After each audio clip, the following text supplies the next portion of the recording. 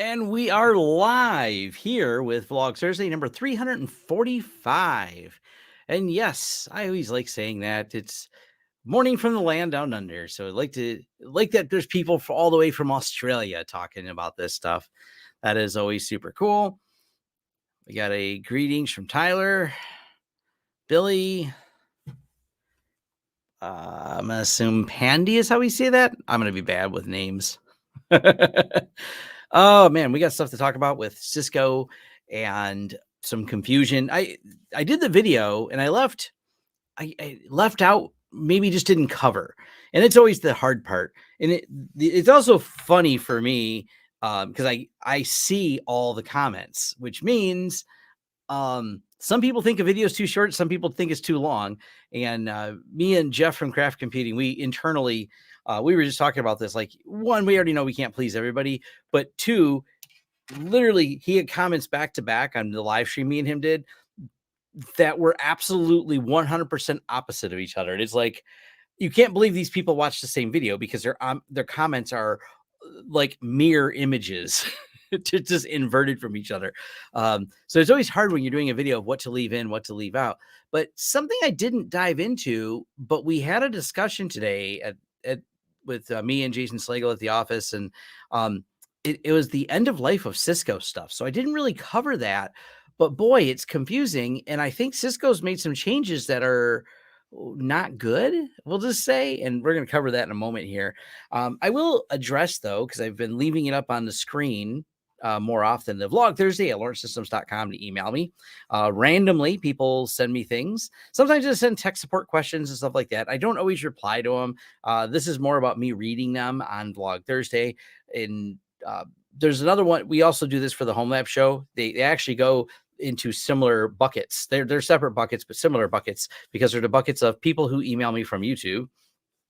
And of those people who email me from YouTube, one of the things I want to address, because this question keeps coming up, and we didn't have time to address it in the Home Lab show, but I want to bring it up here. It's the updates with pfSense versus the updates on OpenSense or OPNSense. I've heard it said both ways. I don't know. I want to call it OpenSense, but I've heard a lot of people say OPNSense, and I don't know if someone wants to phonetically spell that out. I'm definitely interested in how you think it should be said, but that doesn't change how it should be updated. Now, people like OpenSense because of the updates, and that's a fair reason to like something. But when you're managing lots of firewalls, and security is obviously important, I don't want there to be updates for the sake of updates. I want there to be updates for the sake of a bug fix that's critical, or a security problem. And this person had sent us some feedback outlining different CVEs and flaws found in the OpenSense system that were fixed, that they noted. And they're like, well, why isn't pfSense fixing them, since they're both based on BSD? And one, they're based on different versions of BSD, but two, the bigger issue is the way pfSense compiles things is very carefully and only with what's needed and no more.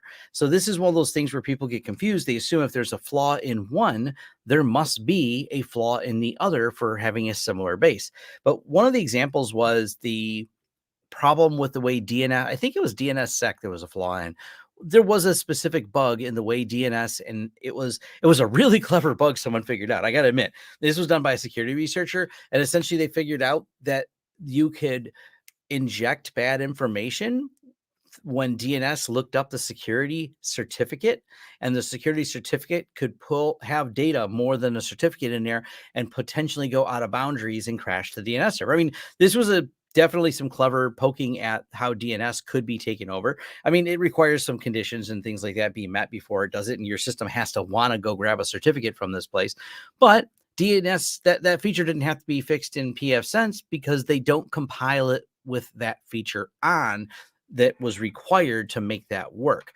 This is why it's so important to understand, like the people at Netgate are very on top of this, and it's a very specific, like they have to not just use that feature. Or Ping is another example. Someone found a really bad bug in the Ping for FreeBSD, and you're like, oh, definitely Ping. That's how the gateway works, right? Because the gateway pings to make sure it's up. There's that feature. Actually, no, they use dpinger, so they're not affected by the bug. So do they have to have an out-of-band patch just for Ping?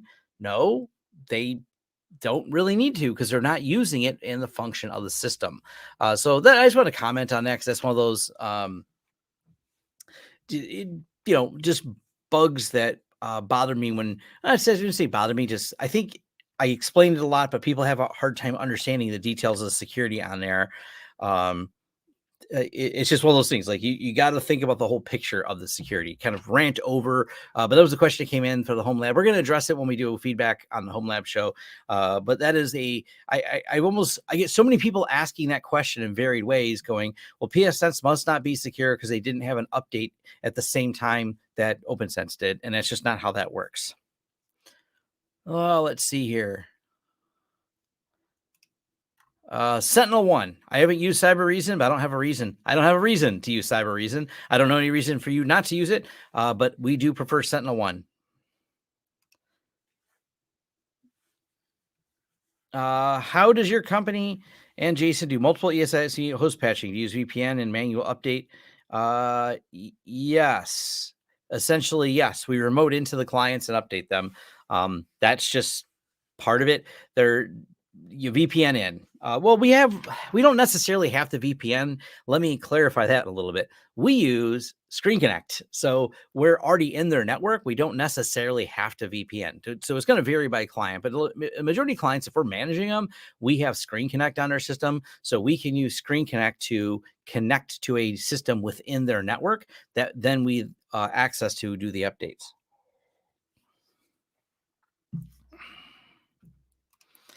MikroTik. Yes, they exist. Why is that a question mark?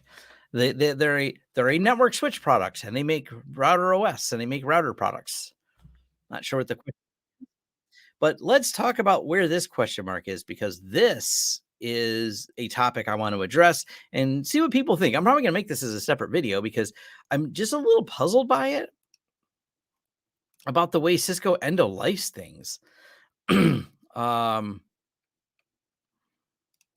Are we moving away from Screen Connect? No. We use Ninja One and Screen Connect. Matter of fact, hey, there's another topic I will be covering. So before I get into the Cisco topic, the list of tools we use, me and Jason were talking about doing it as a live stream, and maybe we'll do a live stream so all of you can join. What's a good time to do a live stream? Maybe like sometime tomorrow around 5 o'clock.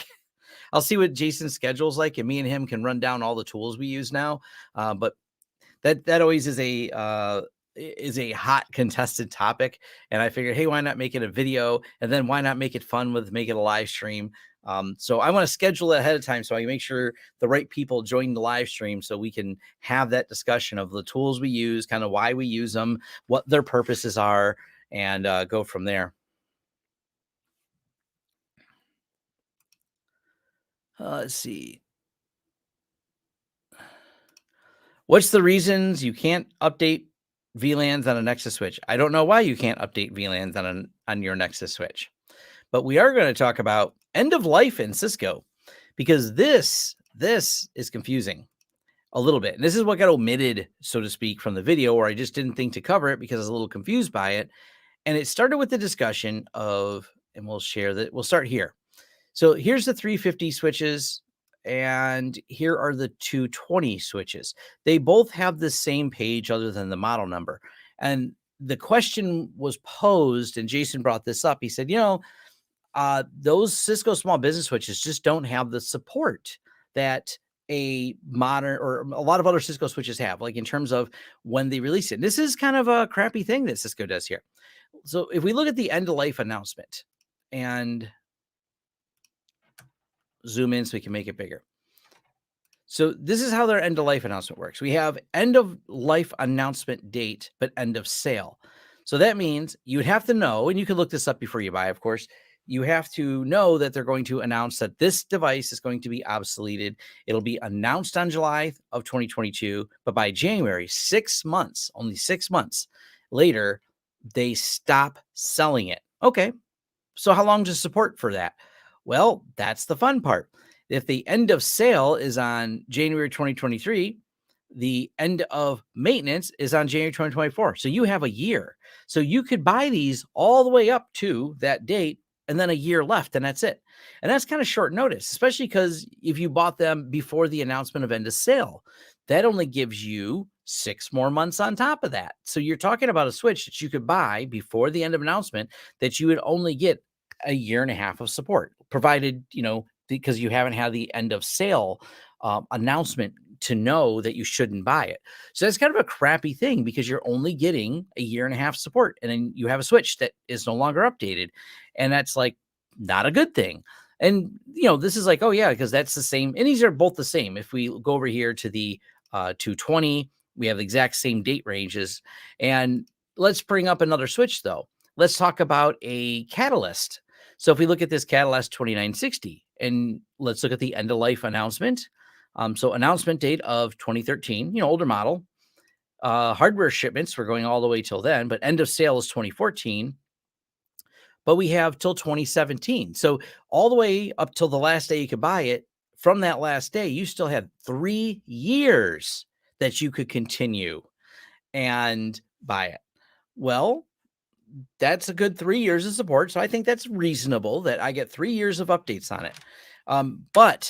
And I thought, okay, that's making the argument that the other Cisco Catalyst or higher end models have longer warranty. But then I went and wanted to figure out what Cisco's global policy is. Let's talk about the end of life purposing. Now, this is all products reach end of life for several reasons, including market demands, blah, blah, blah. So let's talk about scope. Cisco's end of life policy applies to all Cisco hardware, software, cloud services, and service offers, collectively products that have their own unique product part number. So this is all the things Cisco. And that policy here, if you go down to the table, and let's just talk about the end of life here. So their rules are the end of sale notice period, end of sale date, day 0. So you have 6 months ahead of time. We're going to tell you it's going to be dead. And then after that, let's look at the software maintenance releases, a year. That's it. That's pretty short. And that lines up with the Cisco small business switches. But that also means this is how Cisco is applying it globally. So for people who think Cisco has a longer end of life policy, that applies to old equipment.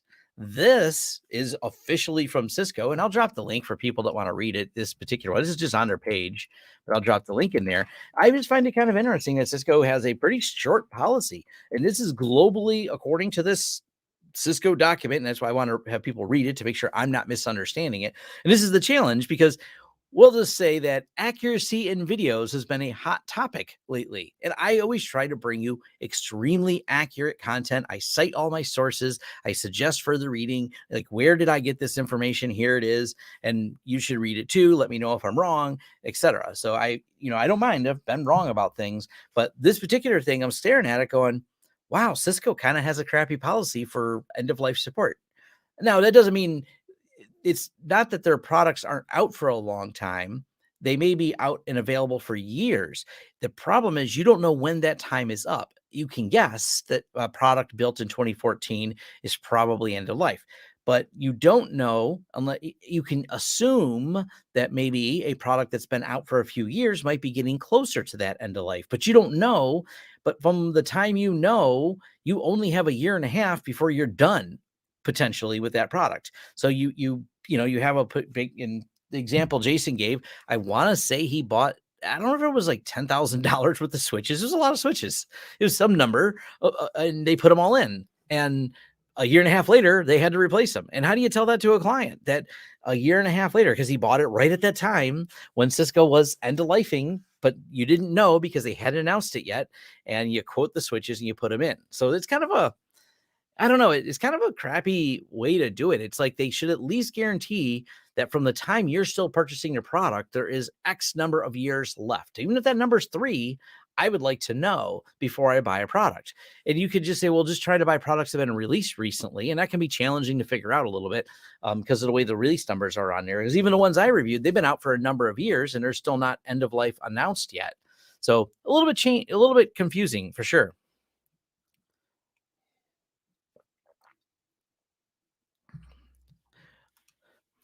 That whole small business switch product line doesn't make sense when Meraki and Meraki Go exist. I still think it does. I think the 220s have a place with the 350s.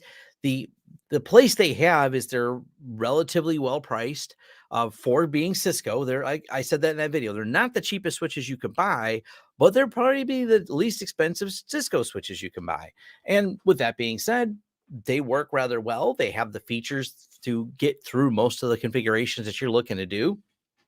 And I think they make a good, reliable piece of hardware. That's why I took the time to review them and talk about them. But this part here is obviously just a lot more confusing because how long they'll be around.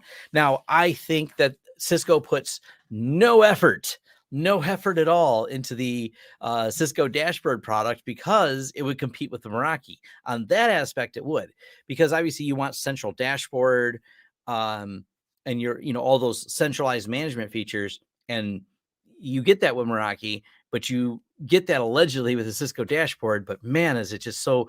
I did a video on it, so yeah, it's definitely an issue. I mean, you could say you pay Cisco for the badge.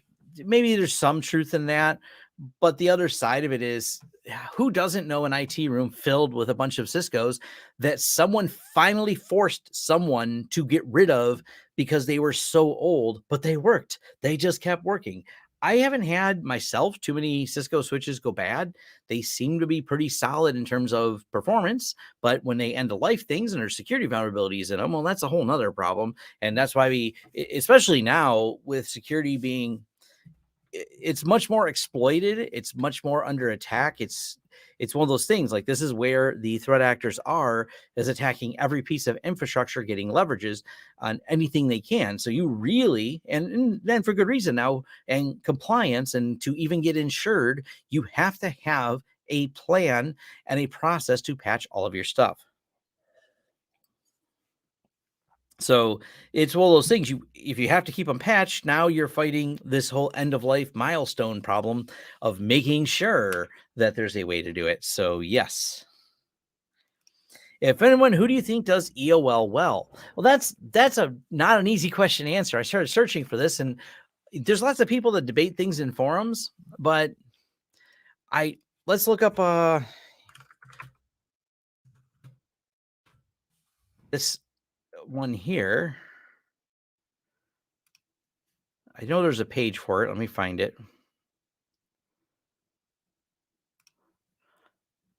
It's not on UniFi's thing. Let me see if I can find it. As I'm looking for like the UniFi one. This is the challenge. If you Google search this, it's not exactly no,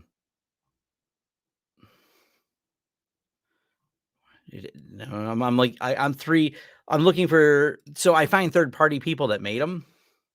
We'll just share this tab. This is Net Wi-Fi Works. This is the first result for even searching Ubiquiti end of life products, of which ones are on here.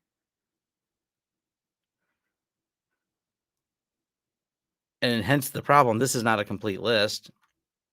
Pico Station, Air Gateways. So I guess my question to you is, do you know someone who's got a good list of these things? Companies do not always have this like well documented. They usually have sometimes like put in a serial number. Okay. But I want to know, when is it? So let's see if I can find it on. Is always third parties. Here's another third party one. I was trying to look up Aruba. You can't. Aruba's site doesn't have it. Aruba's site lands you on a page that doesn't seem to have it listed very well. But then you find some PDF with a bunch of random stuff in there. End of sale announced on, but I don't really know how long this model was out for. Can I click it and does it bring it there? You can see how challenging this is, right?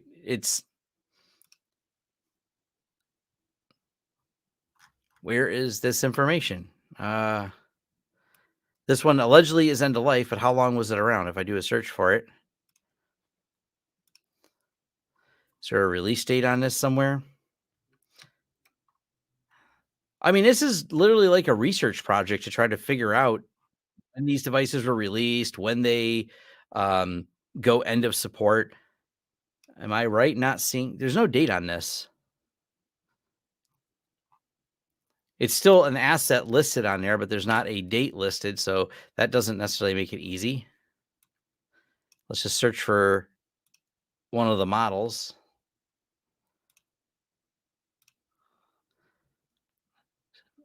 Still no date. Spec sheets. Is there a copyright on this even? Well, I mean, the copyright on this one turns out to be 2014, so at least we found a copyright on here. You can see the challenge with this. It's not a easy answer because there's not good lists for there. We were not talking about pricing with the 45 drives meeting. So that had nothing. That meeting is all about technology and not money in terms of like, we didn't talk how much does a server cost. My discussion was a lot with I wanted to pick the brain trust because we were just trying to dive into some details on things like, how wide should ZFS be, different storage planning ideas, Ceph talks, like break down how Ceph deploy works. What's the future of storage look like? We had a lot of fun, like tossed around some interesting discussions, what the market looks like. So that's the kind of high level discussion we had. Pricing is for salespeople. I am going to throw this out here, people. Not a sales guy. No, I'm a solutions person. I am a technologist. I'm not exactly a salesperson. Sometimes I have to sell things to make money, but I don't actually do that work. I have a whole sales team. So I even joke, like, people, I figure out what they want. I scope out the work. I can roughly estimate how many hours something may take. And then I go, here you go, sales. Not my problem. I don't create customers. I don't create bids. I don't create that. That's why I merge my company. The sales team at CNWR is who gets handed off a scoped out project. I may do implementation, but I don't do the billing. I am, if you can't tell, I'm a little excited not to do the billing anymore, not to do the sales or money part anymore. Like, that's not the part that interests me when it comes to that. You were just making sure someone brought up MikroTik. Fair enough. Create a point. At least you told me a product had a 5-year sale, 5-year support for. That's good to know. How can I access or transfer into IX applications data set? Is there some kind of Explorer GUI app I can install? TrueNAS scale. You can usually SSH in. That's how most people do it. But I did do a video, but it does require setting permissions for the file manager. If you type in file manager or web file manager, TrueNAS scale, I did the video in the last couple weeks. Ubiquiti doesn't really have support. 40net now required to sign in to see the EOL list now. Yeah, I have a 40net sign in, so I could do that. But well, for Cisco, you can Google the model number, but it doesn't tell you when it's going to be end of life. You don't know. You don't know until they announce it. And when they announce it, you only have a year and a half. So if you bought it a day before the announcement, you didn't know that you have a year and a half and a day before it's end of life for that product. A lot of people complaining about newer Netgear APD authing dropping and then reconnecting repeatedly. Hear anything about that? I never use Netgear APs. They make it difficult, so you call your sales rep and you wouldn't know if he wants to sell you a new switch. Yeah. Zoros, do you need to install Zoros agent on the machine to do web filtering? Yes, you do. I love me some Ceph. That's one of the things I would give up switching XCBG if they had first-class Ceph support on Node. I haven't tested it. They do have Ceph support. I just haven't used it.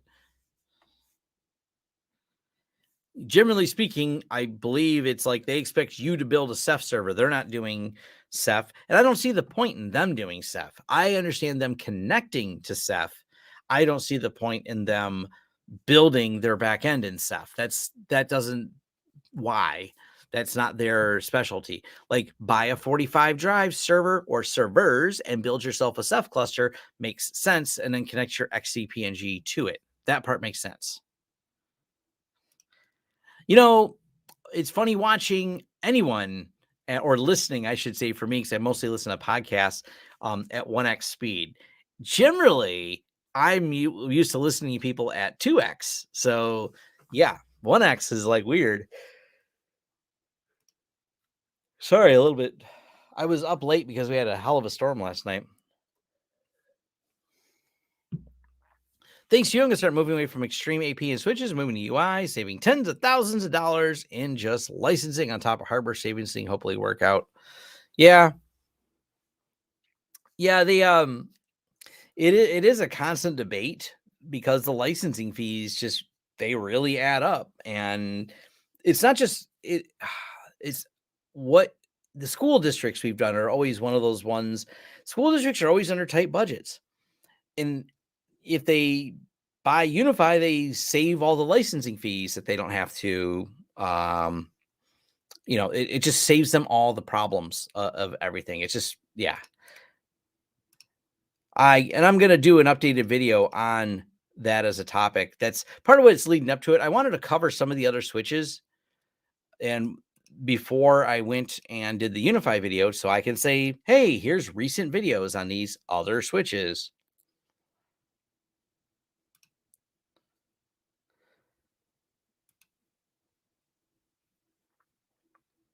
Oh, cool. Let's see. I need something. Uh, I will mention too this right here. I was going to ring a bell. I'll explain that in a moment.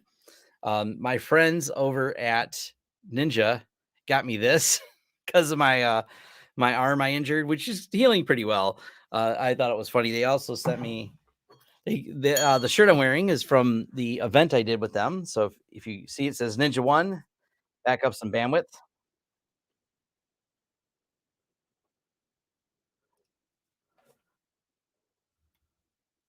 But the sorry if you heard a bunch of noise. I had looked at the camera, so I was seeing if my wife was upstairs. I need her to bring me something. Um, but they sent me a bell to ring, for ring for service. That was probably really loud.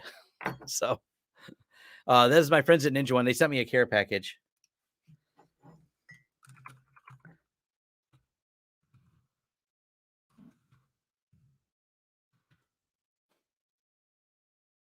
Fun stuff. Open a port for direct remote access to your NAS, XNAS remotely via VPN. Do you have an opinion?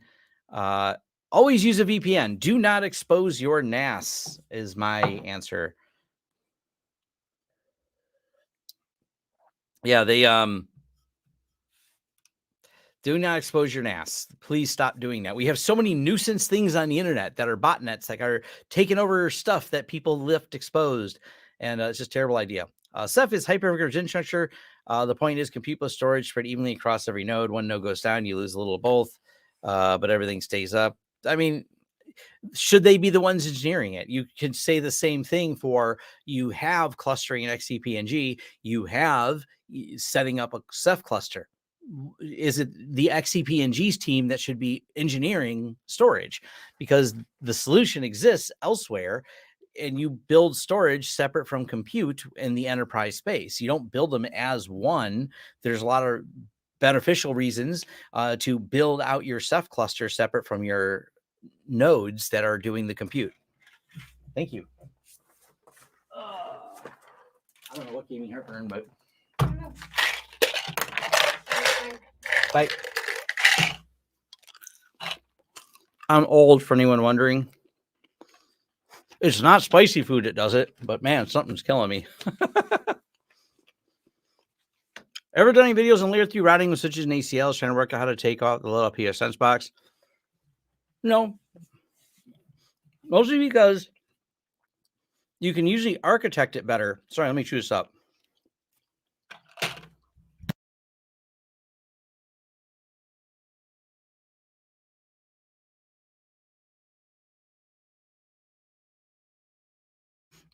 You can architect it better usually by not doing it.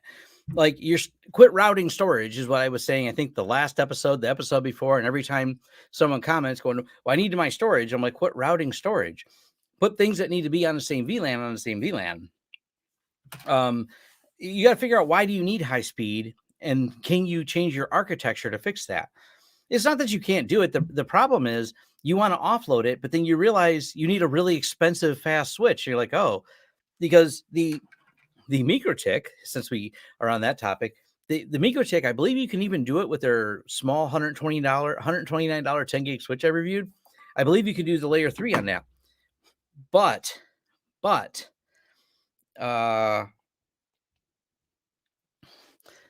the speed at which it will do it is not 10 gig, even though it's a 10 gig switch. Matter of fact, a lot of them will not do this native speed of the switch when it comes to that until you get into the higher end models. So now you've just moved the bottleneck. You took the burden off your PF Sense and moved it to the switch, but it's still a burden. It's still not at full speed. So I've not really done any videos on it because I just, and it also varies from model to model to model. There's not a universal to it when you're setting it up. It's not like this is the way you can describe it architecturally, which you probably know, but you have to cover how to do it in each switch. They do announce end of life date 1 or 2 years later, stop selling end of life and on support within 5 years. Who do? Because not Cisco, according to their own documentation, it's not Cisco who does that.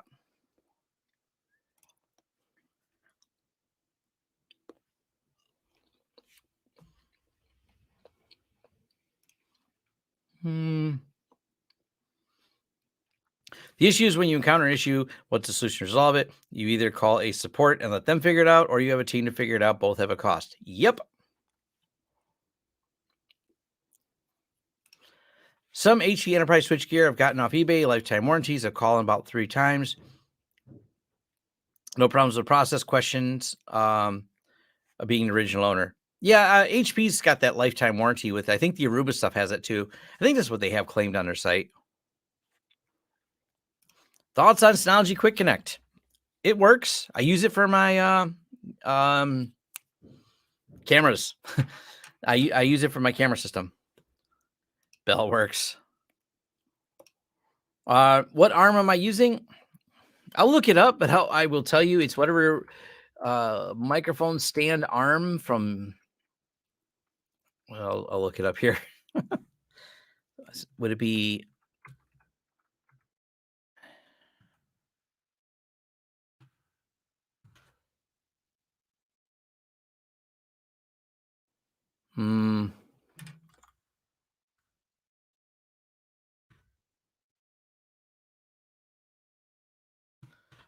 I find it in my results history somewhere. Try to find it. It's well, let's share the screen here.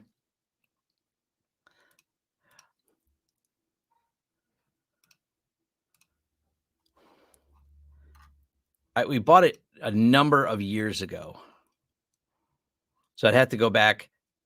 Wow, there's stuff that old in here. There it is. I ordered it on January 20th of 2015. So it's a newer microphone suspension boom arm. That's how long I've had this same arm. The springs are broke, and I don't know if I can really pull this in camera to show without making a bunch of noise, but the springs are broke on it. That's normally there's like a spring. It broke, so I just cranked these tighter, and it holds it without the spring. So as you can tell, it still is doing its thing. So shout out to Newer for making something that holds up for all those years.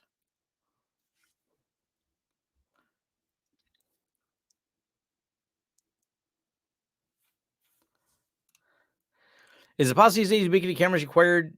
So is it possible these days to use Ubiquiti cameras without the required access to the mothership servers? I don't know. I don't know if you have to. I don't think you have to register to set up Ubiquiti. That's a good question. I should reset up ours from scratch and see if it requires you to register with Ubiquiti to do so. Be an interesting test. As I want to do a comparison between Ubiquiti and Synology, now that the Ubiquiti cameras are in stock again, this is actually the challenge with Ubiquiti. I avoided doing videos for a while because they were pointless. The cameras weren't available. So no matter how much you liked it, you couldn't buy it. So why do a video on it? It was like, I mean, there's the argument that eventually, because videos can be what they refer to as evergreen, and the videos are available, and if later the other thing is available, then the video becomes relevant again. But I don't know. The features keep changing, so I was just holding off on doing a review. I need to remotely access a NAS streamer, add a pile of cache, build another NAS, and use it for remote backup. I don't. I recommend if you have a firewall like pfSense, I recommend OpenVPN.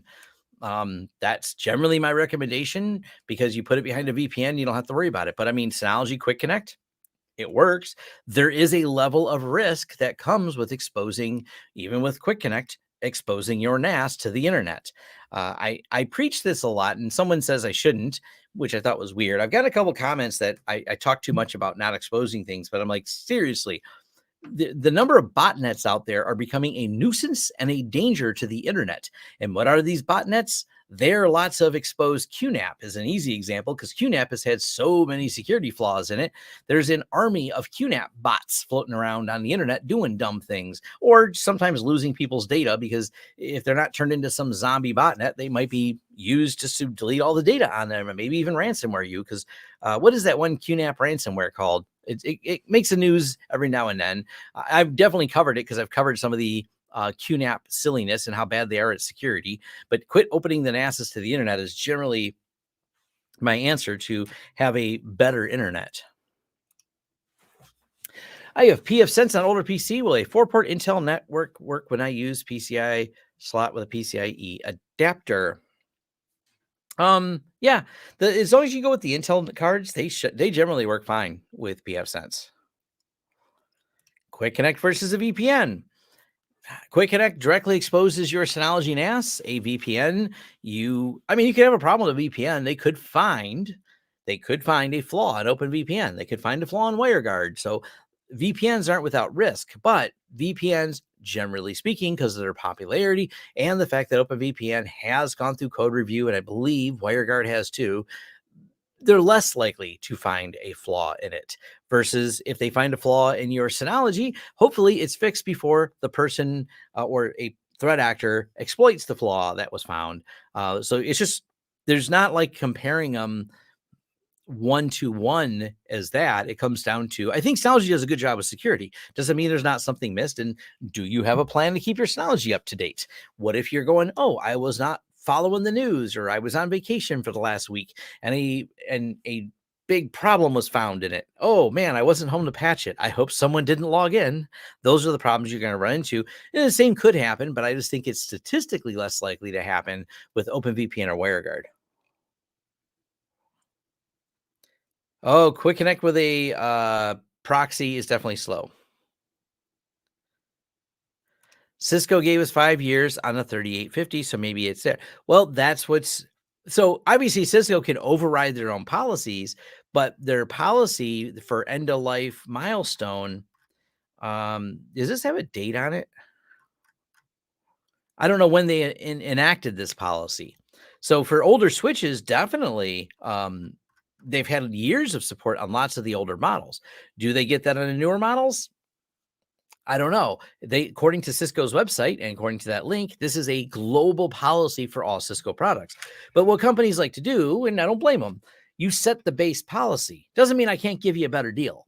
Doesn't mean I can't give you a longer warranty, but I'm only going to guarantee this. I might do more, but I won't do less. Or I'm telling you, you won't have less support than this.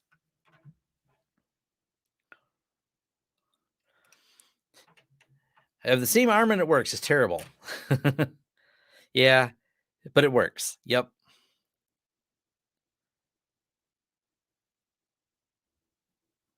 Yes, someone else commenting Cisco did the same. Yep. Uh, already have a mid-level IT job with salary, minimum overtime, but I missed the extra cash from those after-hours marathons. Where can I be in my search for job boards? Kind of depends what you want to do. Getting into the contracting game can be kind of hard, but there's like Field Nation is one of those places, and there's probably more. I just don't know about them because I don't really look in those spaces. But there's spaces that hire pools of IT people and then rent them back out, broker them, if you will, to other IT companies that need extra help.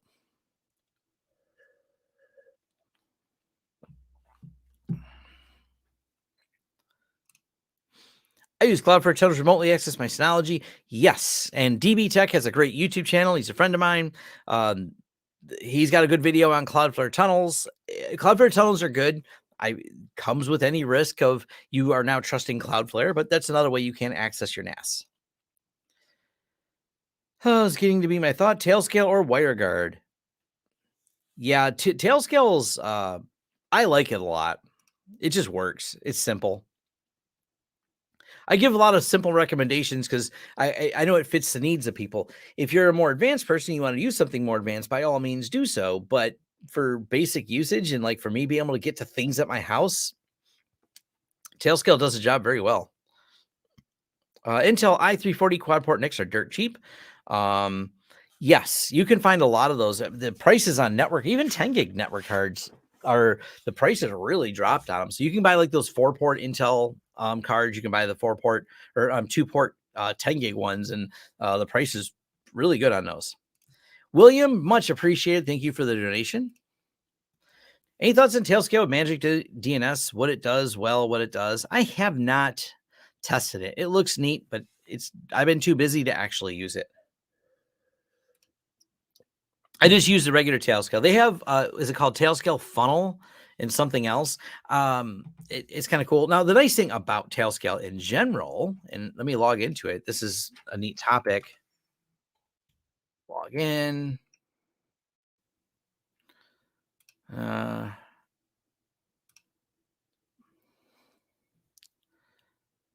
Where is it in my settings? Right here. Put this on the screen. One of the nice things about Tailscale is this is where you can set like lawrencesystems.com, and I want it to make sure it uses this. This allows me, even when I'm out, for all of my HA proxy stuff I set up and my DNS resolver, and I did a video on this recently, that all works now with the DNS right here to say, hey, when you're connected to the Tailscale network, this is your DNS server. So definitely a neat way to do it. So you can say for this domain and everything at this domain, including all the subdomains, use this DNS server. That way, any overrides I have for DNS show up in there. I might do an updated video on that to make for some clarifications, but it definitely works really well. Can I set up a VLAN rules on ASUS router with the UniFi the same way pfSense doing your videos? I don't know which models do or do not support VLANs. Have no idea on the ASUS. I don't use them, so I don't really have an answer for that.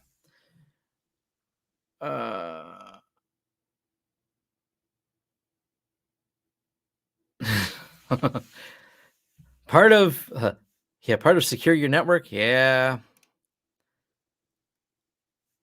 Say what you do, Lawrence Systems, do not change a thing. Signed, Peter Griffin. Automated Nextcloud updates via bash script do the same for QNAS. Don't agree with exposing your NAS to the internet, but automation can help. Yes. Bob Sure Christian, I did not explain PC has a PCI slot, not a PCIe slot. You can find, I believe the older cards still work fine if you only have a PCI slot. How old is that computer though? There's the real question. You're no longer doing Helldesk. Well, that's good.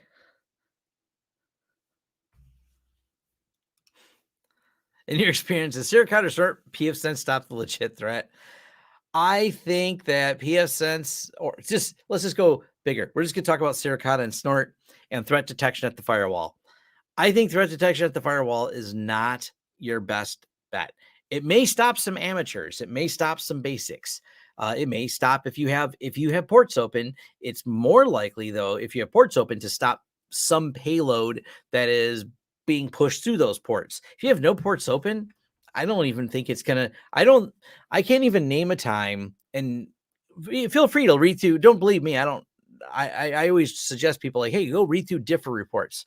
You look through a differ report. You look through a debrief, and you go, hey, look at this enterprise company. Here's a walkthrough of everything that happened. Okay, how would the firewall have known to stop this?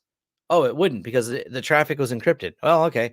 Moving on, that's how I feel about with everything being encrypted. Now, someone will point out, but Tom, the old viruses are still out there, and Saracata can see them. Yeah, I guess that is an attack vector they would stop, but I think they're oversold.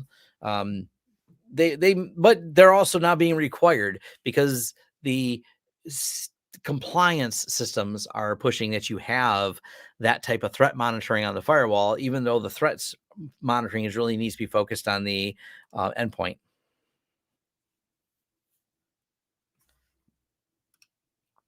Have you heard of side router? It's an interesting way for people to bypass the Great Wall. Mm, I don't really deal with the Great Wall.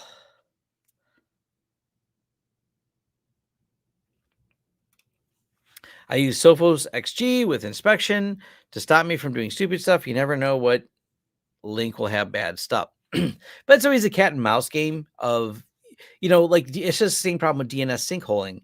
It's a great idea as long as someone else has found it first, and as long as it's not too new of a threat. Because if it's too new of a threat, it's not on your uh, list of things to block or the list of your threat protection stuff. That's what when you look at companies, and let me find one that we'll talk about here.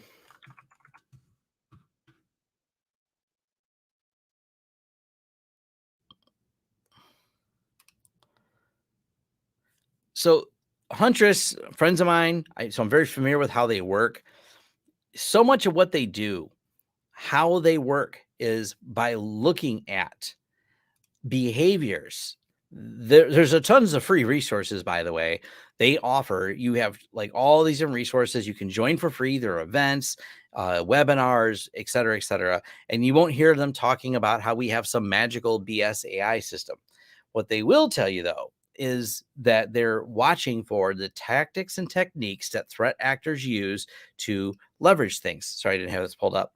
This is huge in terms of like what modern threats look like, is how you have to look at the tactics and techniques. Who can do that? Not some AI system programmed by someone. That's only if you want a bunch of VC money thrown at you. You say, I have magic AI.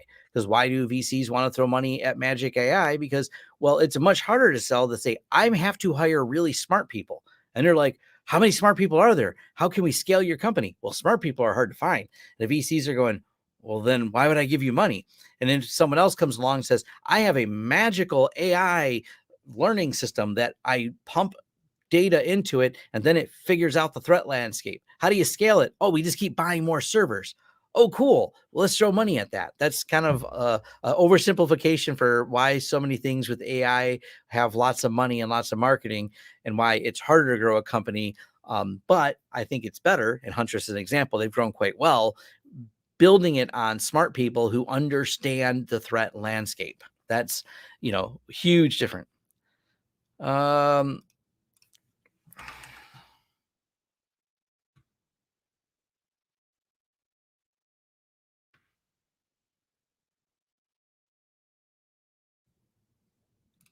find something someone's looking for here. There's actually, I'll share a site where you can, there's some good write-ups here.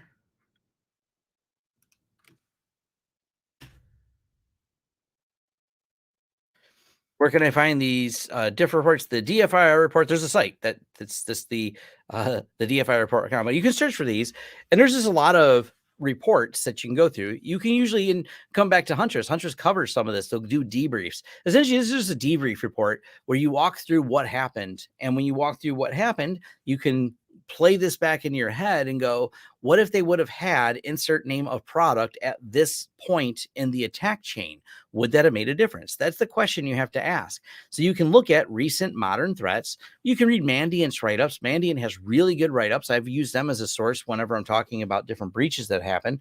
And same thing, you can look through the attack kill chain and ask yourself the question, would this have stopped the thing that's happening in this kill chain if I had insert name of product at insert point in kill chain? And that's how you can better understand things.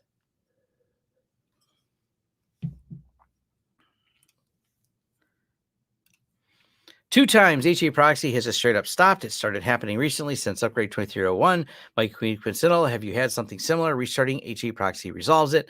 Look at the logs. That's always my answer. Look at the logs. Also, by the way, I've talked about this many times before. I don't know if I should do a video on it to announce it to people because I don't know if they check these things like I do, but I spend time in forums. So maybe let me pull this up. And I don't know if this may or may not affect you or maybe why I'm not being affected by this. We're going to go here to patches. Is make sure you have all your patches applied. I have all mine applied. I don't know because I know there's something about fixing log rotation. I just apply the patches because I trust pfSense that if they say apply these patches, I apply these patches. Maybe this patch fixes a problem with HA proxy. I don't know. I apply the patches when they come out before I have a problem, but I wasn't having a problem before. So I don't know what circumstance, but I do know the secrets to all things are usually in the log files. So you got to look at when did it stop? What is the last log before it stopped? Was it trying to read a file that it couldn't find? Those are always the questions on there. So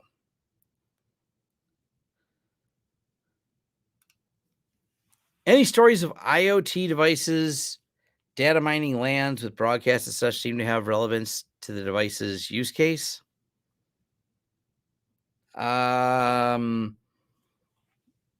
Stories of IoT devices, data mining lands.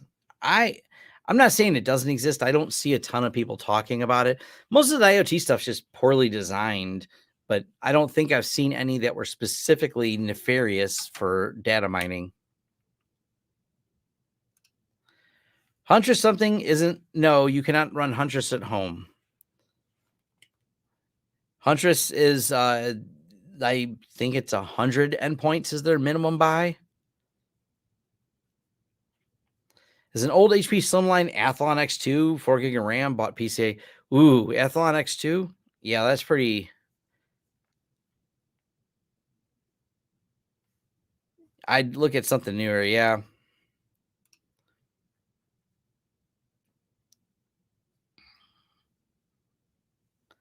Huntress Labs even have good practice for when their IT members shown on the. John Hammond works at Huntress. He does a lot of deep dives too on his YouTube channel. So if you don't know who John Hammond is, follow his channel. It's great. Currently use Nginx to reach my internal hosts. How can I connect SSH internal hosts using their fully qualified domain, some kind of proxy? I don't know if you can route SSH through Nginx. I think you can route SSH through HA proxy. I just never do. I don't want that extra layer on there. So that's not something I've never have a use case for it. So not something I usually set up. Generally, even with clients, I VPN into the client, I SSH into the box that's on that other side of the VPN. Can I set up a VLAN with rules on an ASUS router? Nope, you already answered that question. Networking war story, something crazy you've seen happen? I don't know. I don't really think much about the war stories. It's always a bunch of dumb things happening. We have, problems where, and the mistake was we gave them admin access before we were finished. We were working with an internal IT team, and the internal IT team started changing things before we were done deploying the network at all the locations.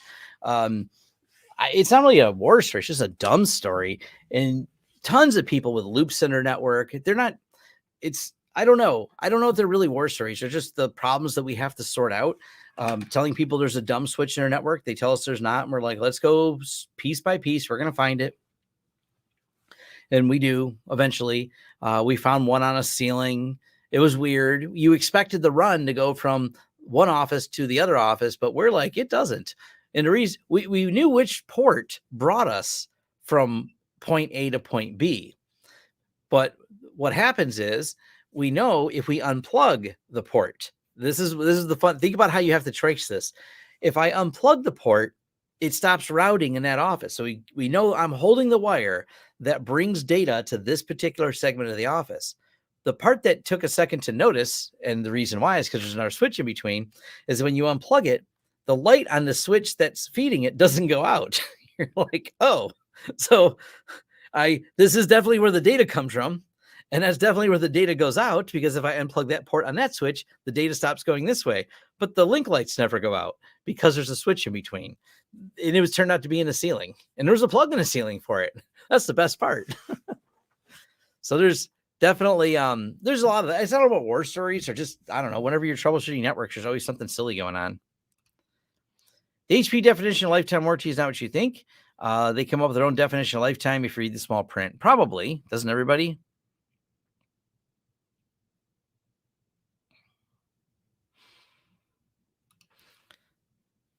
Worked at a non-tech company. They had a network with 4 subnets. Endpoints on each subnet could talk to any other subnet. Endpoints did not have any endpoint monitoring. Pretty typical.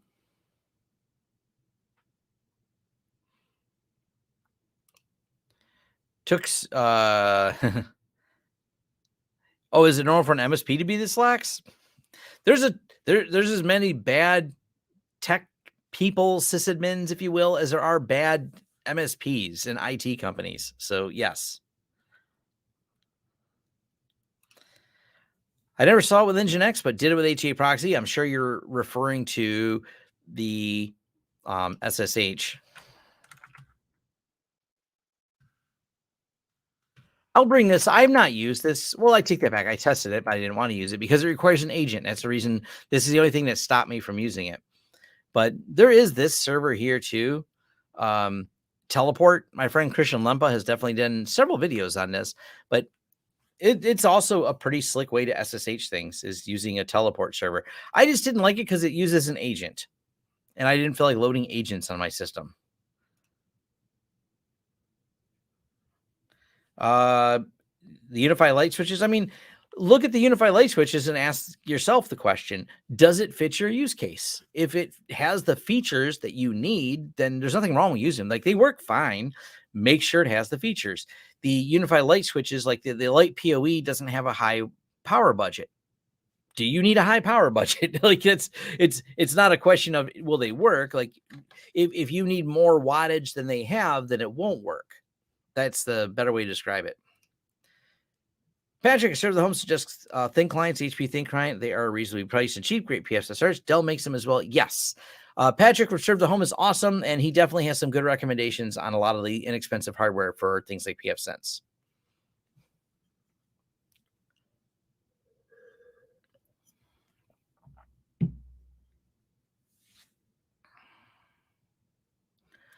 I don't really keep up with endpoint protection for home users. We only use commercial software. I just don't know what's like. I usually, if people ask me, I'm just telling you, if you're going to use Windows, use Microsoft's Defender. It's pretty good. It's gotten way better, but I don't really have any. I don't keep up with the home user market at all.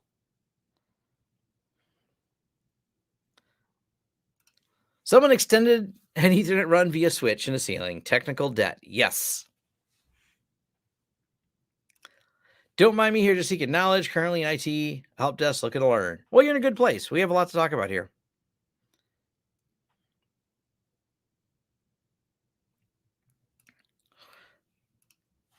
.4 Linux kernel and ZFS are a no-go at the moment. Don't update your kernels. Interesting. Setting up a backup for a PSS router. Custom-built AMD 220 and setting up 8 GB CMA board was the best way to migrate the configuration. Just export and import the config. Like, I think I have 2 videos. Look for the most recent one on backing up and restoring pfSense. I have MSP manager client users password. Huh. Will you make a video on the crazy stuff you see in the field? Not really. It's not that interesting. And it's hard because it's not the most helpful thing sometimes. I guess some people just like the stories of it, and maybe there's some value in that. I try to focus on building the more educational side of the content, in the tutorials and things like that, because that's the ones that people really seem to like. That gets the most engagement. I've done like a couple of videos on like a really bad wiring job, but I also called it lessons learned because I walked through all the lessons learned in that video. Is 2.5 and 10 gig network connectivity supposed to work with TrueNAS set to fail over traffic stops flowing once I disconnect 10 gig link? I don't know what you're asking exactly, so I guess it depends on how you have it set up. Generally, if you're bonding network interfaces together, they're going to be of the same speed. If that's the question you're asking. Some bad MSP just take on the client, don't want to pay, and end up being bad MSPs. Yeah. What is teleport again via SSH? Oh, teleport is, and I'll just drop a link so you can read more about it. I don't use it, but teleport is a way to do SSH. But it's SSH, but it's wrapped in an agent that teleport connects to. You have to load the agents on your endpoints. Do you configure TrueNAS SMB to listen all required subnets? I mean, yeah, whatever subnets it needs to listen on and no more. If you're practicing proper principles of least privilege, you look at the networks you need SMB on and you set those to listen.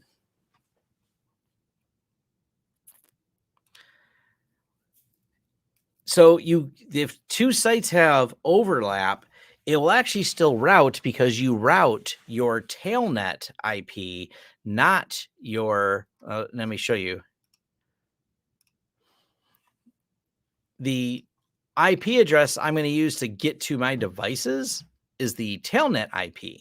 So for example, these are all the tailnet IPs. Now, what will not work is the, if you're pushing routes. So this has subnets on it. This machine advertised subnets. You can't have advertised subnets on more than one machine that are overlapping. That will not work. But as far as the nodes, because it's an extra network attached to your system, it'll route to those networks. Do you recommend geoblocking? It's a headache if it gets it wrong. So maybe.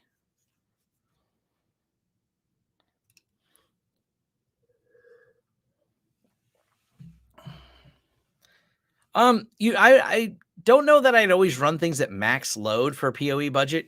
It's better not to work the switch at its peak, but it's probably fine to work at maybe like at 80% load.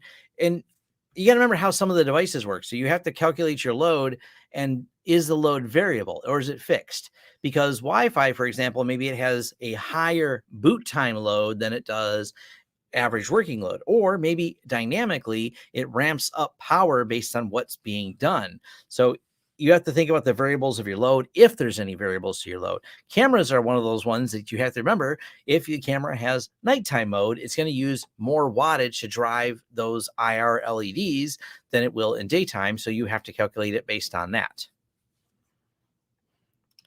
Huntress versus CrowdStrike. I'm going to go Huntress. Does the layer 3 UniFi switch support HRSP? I don't think so. Currently learning things about SSH. Definitely in a great spot. SSH is great. Video, this seems smart, but isn't on things to avoid. I don't even know how to describe, like, quit routing storage. I said that at the beginning. I say that a lot. How's the arm? Physical therapy. It's doing well. Recently learned that something called Putty CAC supports YubiKey SSH, which is pretty awesome. I don't use Putty, but yes, I've done a video on YubiKey and SSH.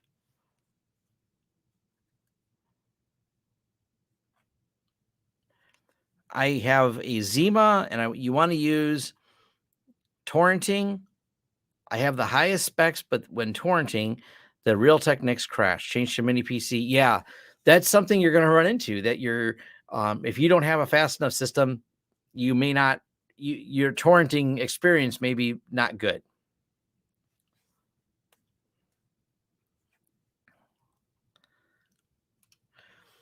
You know, if you're going to use ZFS on Linux and you're going to load Cockpit, Just get the 45 drives version. I've done a video on that as a topic. Just use the 45 drives cockpit if you're going to run ZFS. I mean, or maybe there's something else out there. Maybe you have a reason, but if you run the Houston UI from 45 drives, it's all free. It's on GitHub. They have a great interface for managing all your ZFS pool. Tail scale is cheating. Sure, why not? Why is the pfSense GUI mini web server so slow, even with phenomenal hardware? I don't know, because to me, hold on, too many tabs open. I don't find it slow. Let me throw it up here real quick. Like,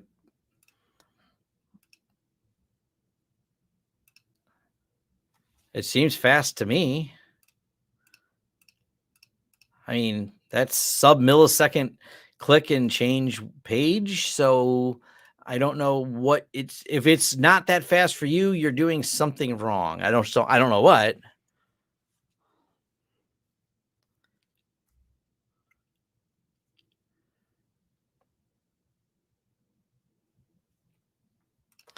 Oh, yeah, I mean, that's a choice though. You're turning lights on at night. So of course it's going to use more power at night. This one right here. Yes.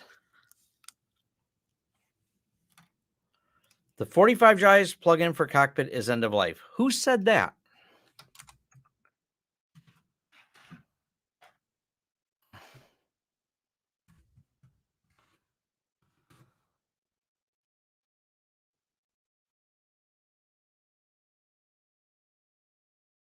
Let me find the ZFS on here, because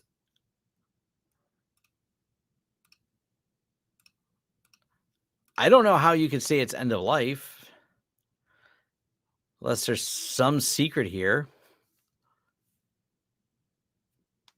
There's the repos for it. There's the Houston UI. They've actually added a Ceph one. So where's their ZFS one?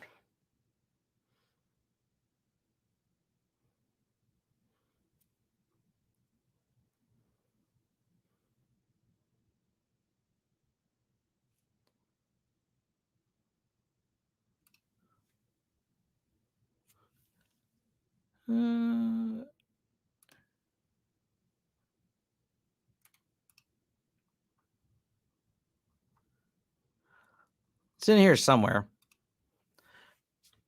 I just like the fact, I mean, this is a very active project. They're still doing videos on it.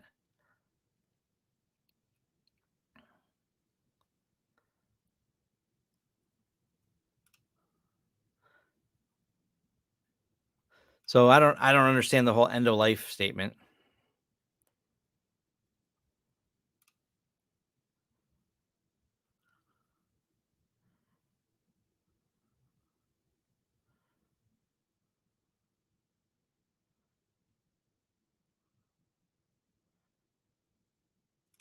Do I still use zero tier? Not really. Also, I think I know who hey, how you doing? You're in Saginaw, right? I want to make sure I got the same computer pro. So if that is you, Terry, hi. But anyways, I did a video a while ago, zero tier versus tail scale. What really sold to me is the fact that tail scale is more ubiquitously supported on everything. So better support. That's why I chose tail scale over zero tier. They beat zero tier to the punch. They have a plugin for pfSense, so that makes a big difference.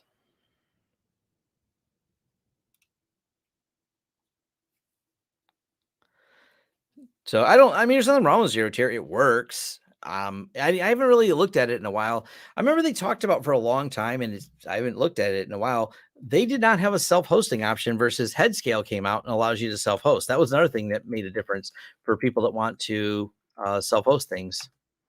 The zero tier have I think someone made one. I don't think it's from them. Of course, Headscale is not from them either.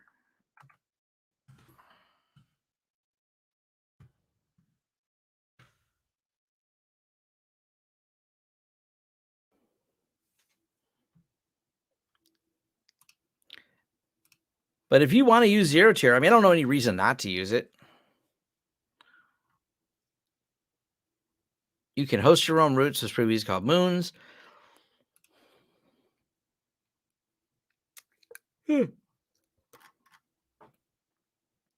Rules engine, self-hosting. It's been a while since I played with it, so I don't know much about how the self-hosting works. But zero tier is a nice software. But the integration with pfSense with Tailscale, how well it works on my phone, how what are the other devices I have attached to it right now? And the other devices I have attached to it's going to be my Pixel 7, my Synology, my MacBook Air, my Chromebook. They just all work. Actually, I hardly use my Chromebook. I have it. I barely turn it on, as you can tell. But I've actually had it on since then. I just didn't open up Tailscale on it. I turn it on to keep it up to date, but I don't. Yeah, I haven't updated Tailscale on it because that's why it's still running an outdated version. But I use it on my phone quite a bit, and it works fine. I used it 2 days ago on my phone.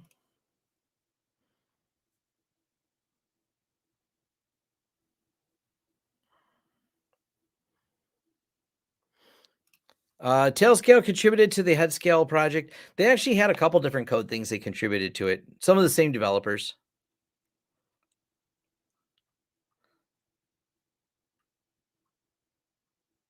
But nonetheless, we're an hour in, and I'm gonna end it here. Well, actually, we're an hour and 11 minutes in, so I am in need of more water, and my wife is gone. I can't ring the bell and have her come get more. She's not gonna go for that. Yes. So I'm gonna wind it down here. Thank you everyone for joining. This was awesome. This was a lot of fun. It was great talking to all of you. Boo, bell broken. Oh yeah. Well, seeing as you haven't left yet, that bell is loud. My ears are ringing from that bell ringing. I'm just gonna say that it's really loud. Pizza night, yes. Um, Gotta do that for sure. So, nonetheless, everyone have fun. Take care. See you next time. Let me know on that video about talking about the software that we use. Maybe and Jason will do that if we have time, possibly as a live stream tomorrow. We'll figure it out. All right, and thanks.